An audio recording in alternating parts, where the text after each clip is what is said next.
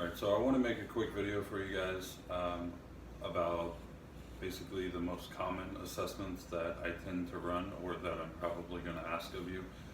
So I'm going to include all of those in this video as a collection. However, I will have individual videos kind of explaining a little more in depth what we're looking for in each test and some things to pay attention to and whatnot. But I'm going to try and run through this quickly because I want it to be something that you guys are able to do and hopefully self-assess over time, at least weekly.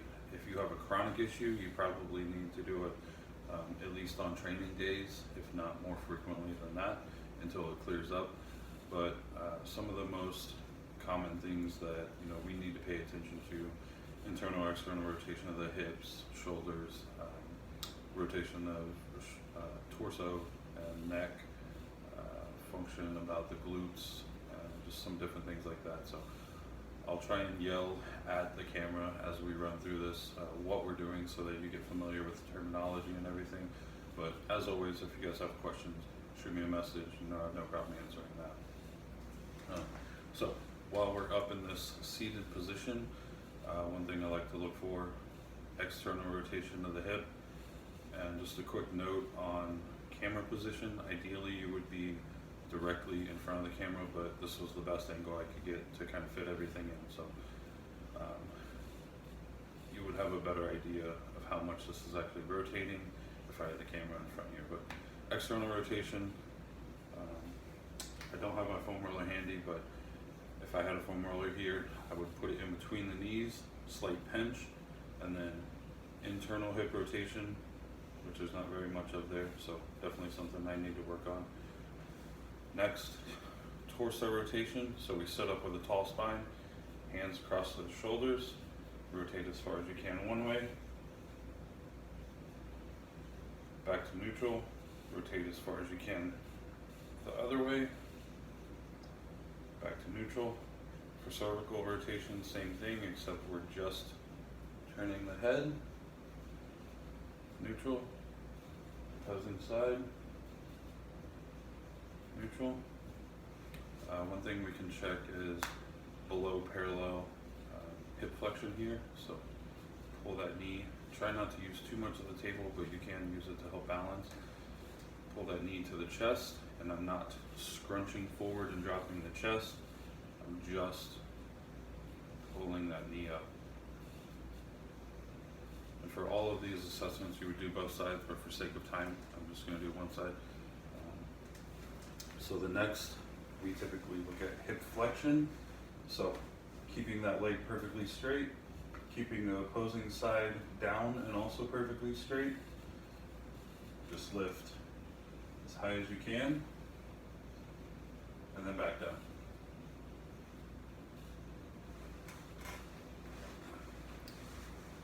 For hip extension, face down, we're going to bend that knee to 90 degrees and then trying to only use the glute. Lift straight up, and then from an internally hip rotated position, same thing, up, and then externally hip rotated, same thing. Move on to upper body. Similar to the hips, we'll check the shoulder flexion, keeping that arm straight. Don't let these ribs flare.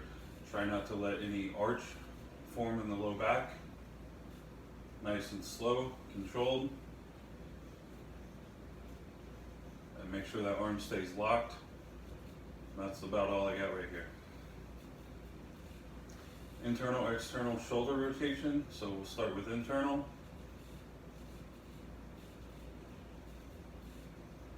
Back to neutral, external.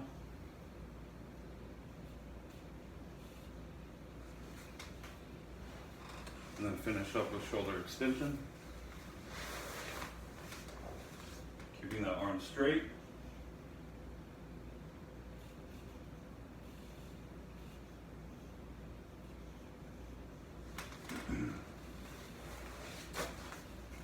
So I may ask for a few other things, but those are the most common that I like to run through before the workout.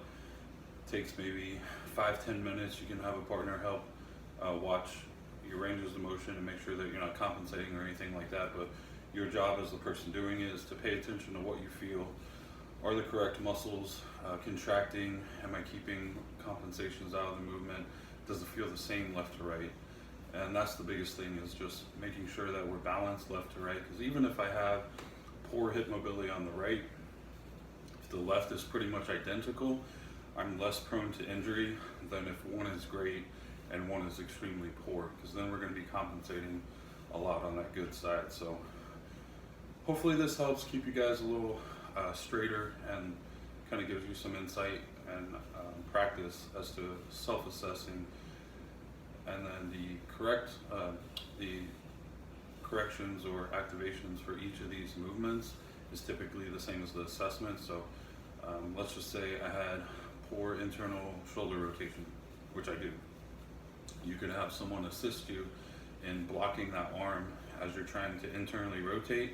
They'll just hold you in place, and we'll do an isometric hold for 6 seconds and 6 reps. And typically that'll help kind of free up that shoulder. And it doesn't so much matter whether or not you know which muscles are involved or anything like that. You as the athlete, your job is just to get yourself in the best shape as possible before you go and load it. And the reason that the best time to do these assessments is just before training is because they always stick better, which just means when I do an assessment, I see, or an activation for something, I see a short-term improvement, but if I don't go and train on top of that, it's very short-lived. If you go and reinforce the body and strengthen all the muscles in the appropriate tensions and posture, then you're much more likely to retain that posture. So, and that's a long-term goal for us, is to get you straightened out, to get you as healthy as possible and make it stick. You know, I don't want you just healthy for this week or this month or this training cycle. I'm trying to get you guys in top shape for a long career, you know, as long as you choose to do so. So anyway, hope that helps, and leave me any questions, shoot me a message, whatever you need to do. Have a great day.